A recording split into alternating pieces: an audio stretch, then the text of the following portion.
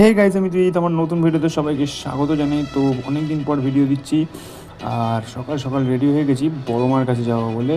তো চলো রেডি হয়ে যাবো সবার সাথে মিট আপ করতে, তারপর ওখান থেকে বেরোবো। আজকে ওয়েদারটা খুব ভালো নেই, তো চলো রেডি হয়ে গেছি। সবাই বলে কেমন লাগছি।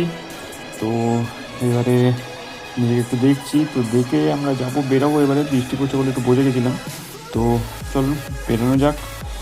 এই টোটোতে উঠে গেছি, কিন্তু বৃষ্টির ওয়েদার, বৃষ্টি তো পড়েই যাচ্ছে, কী করবো ভাবছি। তো বেলেপুল চলে এসেছি। আমি যখনই বেরোবো ভাবি তখনই বৃষ্টি বৃষ্টি এসেই যাচ্ছে। তো সবার সাথে দেখা করি, সবার জন্য দাঁড়িয়ে আছি, ওয়েট করছি।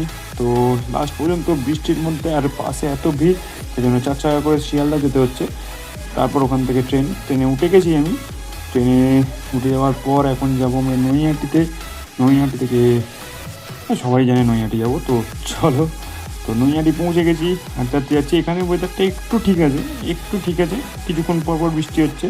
তো আমরা এখন হাঁটতে হাঁটতে যাচ্ছি বড় মার কাছে।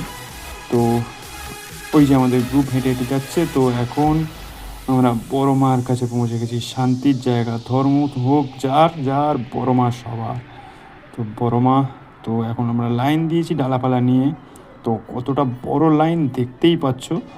তো এখন আমরা একটু ফটোশ্যুট করবো। তো লাইনের প্রায় কাছাকাছি চলে এসেছি।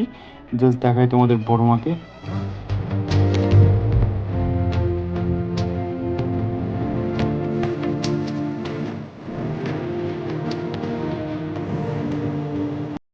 সরি গাইজ, তো আজকে প্রচণ্ড বৃষ্টির মধ্যে ফেঁসে গেছিলাম, তাই জন্য ভিডিওটা কন্টিনিউ করতে পারিনি।